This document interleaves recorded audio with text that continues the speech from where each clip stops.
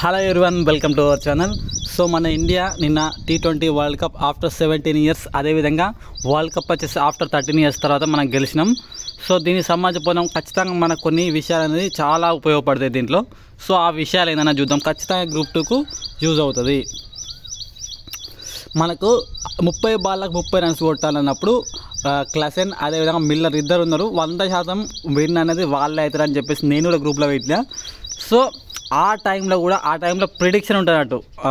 వాళ్ళు ఐసీసీ వాళ్ళు ప్రిడిక్షన్ ఇస్తారు. అప్పుడు ఇండియాకు విన్ అయ్యే ఛాన్స్ 5% ఉంది, సౌత్ ఆఫ్రికాకు 95% విన్నింగ్ పర్సెంటేజ్ అని ఉంది.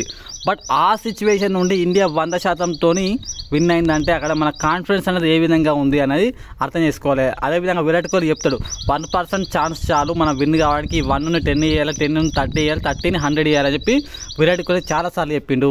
ఇక్కడ అదే అయింది. మనం కూడా అంతే. ఇప్పుడు 20 to 30% ఉంది. అంటే in case exam post phone కాకపోతే గ్రూప్ 2కు 20 to 30% మాత్రమే ఛాన్స్ ఉంది. ఇన్ కేసు పోస్ట్ పోన్ అయితే 100% ఛాన్స్ ఉంది. ఖచ్చితంగా హోప్ అనేది పోవద్దు. హోప్ పోకుండా కాన్ఫిడెన్స్తో అడిగి నేను విన్ అయ్యారు. 5% ప్రిడిక్షన్తో 100%కి వెళ్ళిళ్ళు అంటే వాళ్ళకి ఎంత కాన్ఫిడెన్స్ ఉండే, ఎంత సెల్ఫ్ మోటివేషన్ ఉండే. ఆ టైంలో ఎవరైనా కానీ నాకు తెలిసి ఎవరైనా కానీ 30 of 30 క్లాసెన్ ఉన్నాడు, మిల్లర్ ఉన్నాడు, నెక్స్ట్ జాన్సన్ వస్తాడు, వాళ్ళు ఆడతారు. సో 5 బాల్ చాలు క్లాసెన్కి, మంచి 5 బాల్ చాలు. సో ఖచ్చితంగా వాళ్ళు విన్ అవుతారు అన్నప్పుడు ఆ విధమైన మెంటల్ టెన్షన్ వేరే ఉంటుంది నాకు. అంటే ఖచ్చితంగా ఇది మాది ఓదాంది అన్నప్పుడు ఆ టెన్షన్ వేరే ఉంటుంది. సో ఆ టెన్షన్ కూడా బౌలర్లు మంచిగా వేసి మన క్యాప్టెన్ ఖచ్చితంగా కరెక్ట్ అయినా ఎక్కడ ఫీల్డర్ని పెట్టాలి, ఏం చేయాలన్నది పెట్టి చేసి ఇది చేసిండు. అంటే దీన్ని బట్టి మనం ఏం తెలుసుకోవాలంటే హోప్ అనేది లాస్ కావద్దు. ఇప్పటికి 35 days ఉంది అనుకోండి గ్రూప్ 2కి, ఇన్ కేస్ పోస్ట్ పోన్ కాకపోతే. సో ఈ 35 daysకి నాకేం రాదు, నాకు అయిపోయింది, నేను చదవలేదు, ఒక్కొక్కరు బాగా చదివి, ఒకరు ఎకానమీ చదివి, ఒకరు టీఎస్ మూమెంట్ చదివి, ఒకరు కరెంట్ అఫేర్స్ మంచిగా చేయాలి, ఒకరికి ఇంగ్లీష్ వచ్చింది, ఇదంతా కాదు. ఖచ్చితంగా హోప్ పెట్టుకోవాలి వస్తుంది నాకు అని. సో దీన్ని బట్టి అది తెలుసుకోవాలి. గుడ్ పర్సన్ ఆల్వేస్ గుడ్ అని అంటే మన రోహిత్ శర్మ ఆఫ్టర్ మ్యాచ్ తర్వాత ప్రెస్ కాన్ఫరెన్స్ అడ్రస్ చేస్తాడు. సో ఆ ప్రెస్ కాన్ఫరెన్స్ అది ఏం చెప్తారంటే గుడ్ పర్సన్స్కి ఆల్వేస్ మంచిగా జరుగుతుంది, బట్ కొంచెం టైం పడుతుంది, బట్ మంచి పర్సన్స్కి ఎప్పుడు మంచిగా జరుగుతుంది అని చెప్పేసి చెప్తారు. అంటే మనం మంచిగా అంటే ఇక్కడ మంచి పర్సన్స్ మీన్స్ ఏంటంటే మనం ఖచ్చితంగా హార్డ్ వర్క్ చేసి, ఖచ్చితంగా స్మార్ట్ వర్క్ చేసి ఇలాంటివి చేస్తే ఖచ్చితంగా ఈ రోజు కాకపోయినా రేపైనా విజయం వస్తుంది. అంటే గ్రూప్ 4 మిస్ అయిన వాళ్ళకు గ్రూప్ 2 ఆర్ గ్రూప్ 3 రాచే ఛాన్స్ ఉంది. అంటే మనకు వరల్డ్ కప్ మిస్ అయింది, ఐసీసీ ఛాంపియన్స్ ట్రోఫీ ఇట్లా 2-3 మిస్ అయినాయి ఫైనల్ పోయి. బట్ గుడ్ పర్సన్స్కి ఆల్వేస్ గుడ్ జరుగుతుంది, అంటే కొంచెం టైం పడుతుంది అని చెప్పి ఇక్కడ చెప్పింది. Never don't lose hopes. అంటే ఇక అయిపోయింది 30 of 30 కొట్టాల్సినప్పుడు ఇక అయిపోయింది, మ్యాచ్ అయిపోయింది, ఇక అయిపోయింది, మనం అయిపోయింది, ఏం లేదు అని ఉండలేదు. క్యాప్టెన్సీ అక్యురేట్గా డాటా అనాలిసిస్ చేసి అన్నీ చేసి. ఇంకొకటి ఇక్కడ ఈ పాయింట్ దగ్గర రోహిత్ శర్మ ఒకటి చెప్తాడు, నువ్వు ఇంత కూల్గా ఉండడానికి నువ్వేం చేస్తావు అంటే నేను రూమ్లో గంటల తరబడి కూర్చొని స్టాటిస్టిక్స్ అనాలిసిస్ చేస్తాను. ఇది మనకు చాలా చాలా ఇంపార్టెంట్. అక్కడ స్టాటిస్టిక్స్ అంటే ఏంటి, ఇప్పుడు బుమ్రా బౌలింగ్ ఎత్తాడు, క్లాసెన్ ఎట్లా ఆడిండు, క్లాసెన్ రన్ రేట్ ఎంత ఉండే బుమ్రా బౌలింగ్లో, అక్షర్ వేస్తాడు, అక్షర్ పటేల్ దాంట్లో క్లాసెన్కి ఎంత స్ట్రైక్ రేట్ ఉంది, ఎన్నిసార్లు అవుట్ చేసింది, ఇవన్నీ స్టాటిస్టిక్స్ అనాలిసిస్ అన్నట్టు.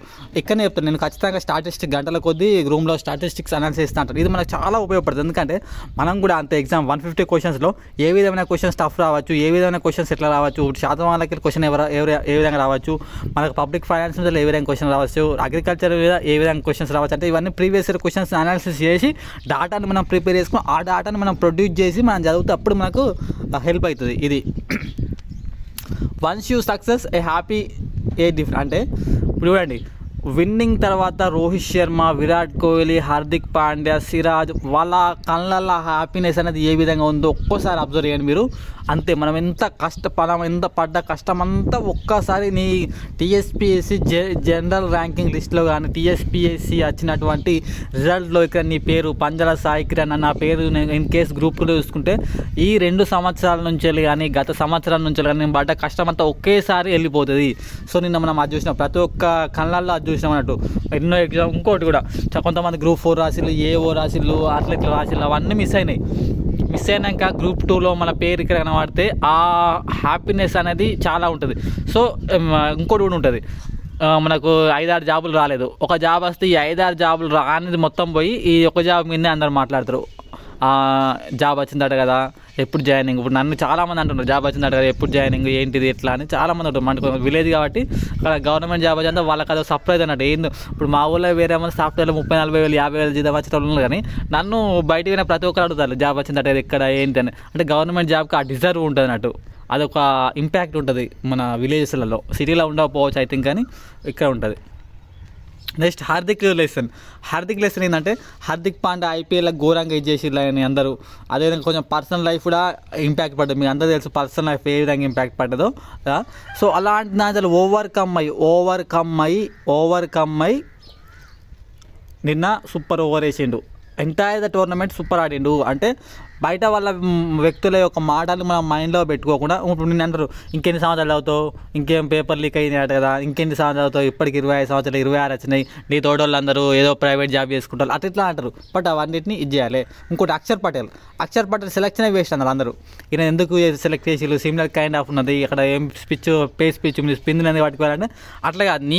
నీ స్ట్రెంత్ ఏందనేది అక్కడ చూసుకోవాలి. నీ స్ట్రెంత్ ఏందని చూసి దాన్ని బట్టి పోవాలి. ప్రెషర్ హ్యాండిల్ చేసుకోవాలి. చూసినా 30/30 అన్నప్పుడు, అదేవిధంగా 6 బాళ్ళకు 16 అందులో ఉన్నప్పుడు ఎంత ప్రెషర్ ఉంటుందో అది అన్బిలీవబుల్ అన్నట్టు. సో అలాంటి ప్రెషర్ని ఫోకస్ చేయాలి. నెక్స్ట్ సూర్యకుమార్ యాదవ్ లెసన్ అంటే ఫోకస్. ఇప్పుడు సూర్యకుమార్ యాదవ్ 6 బాళ్ళకు 16 కొట్టాలి. ఆ బౌండరీ దగ్గర ఆల్మోస్ట్ ఆ 6 పోయేది. బట్ బౌండరీ దగ్గర లైన్ దాటి జంప్ అయ్యి మళ్ళీ ఇటు వచ్చి ఇట్లా ఆన్ చేసిందంటే ఆ ఎయిమ్ మీద, ఆ బాల్ అనే ఎయిమ్ మీదనే ఉండే లక్ష్యం. ఈ పక్కకు అందరు ఉర్రుతాళ్ళు గ్రౌండ్ మొత్తము అవంతా ఏం లేదు, ఎయిమ్ మీదనే ఫోకస్ పెట్టిండు. ఆ ఎయిమ్ని పట్టిండు, మళ్ళీ డ్రాప్ చేసిండు, మళ్ళీ తీసుకున్నాడు. అంటే మనం కూడా అంతే. నువ్వు Group 2 జాబ్ అంటే Group 2 మీదనే ఫోకస్ ఉండాలి. ఆ ఫోన్ మీద కానీ, ఊళ్ళు తిరగడం కానీ, ఇంకా అదర్ యాక్టివిటీస్ ఉంటాయి అని నేను చెప్పలేను. సో అలాంటి మీద ఉన్నది. సూర్యకుమార్ ఒకటే చూసిండు, బాల్ మాత్రం చూసిండు, బౌండరీ లైన్ చూసిండు, మొత్తం క్లారిటీగా వచ్చింది. ఆ దాంతోనే మనం మ్యాచ్ విన్నాం. సో అట్లా ఉండాలి. రోహిత్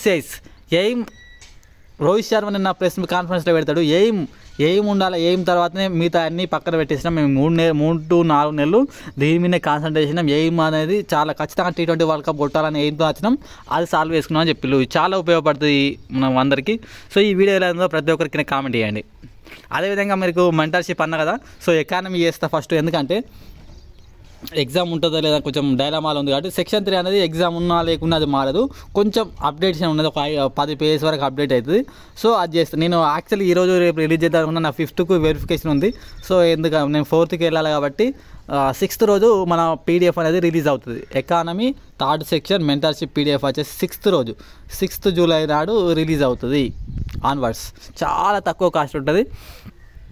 ఒక్కొక్కరు వేలు తీసుకుంటారా, మన దగ్గర ఆ కాస్ట్ అనేది ఉండదు. మీకు తెలిసే నేను ఎప్పుడు కానీ 50 రూపీస్ కంటే ఎక్కువ ఏ కోర్సు కూడా నేను పెట్టలేదు ఇంతవరకు. Okay, so first section 3 read చేస్తా, ఎందుకంటే చదువుకుంటారు. ఎందుకంటే ఇక్కడ మనకు మారే తక్కువ ఉంటుంది, 90% అదే ఉంటుంది. 10% మారింది. జూన్ 30 వరకు నేను అప్డేట్ చేస్తే PDFని అప్డేట్ చేసి మన టెలిగ్రామ్లో అనౌన్స్ చేస్తా. అదేవిధంగా మన ఇలా కూడా పెడతా. ఓకే, కింద టెలిగ్రామ్ ఛానల్ ఉంటుంది, ఖచ్చితంగా జాయిన్ అయిన వాళ్ళకు మాత్రమే అది తెలుస్తుంది.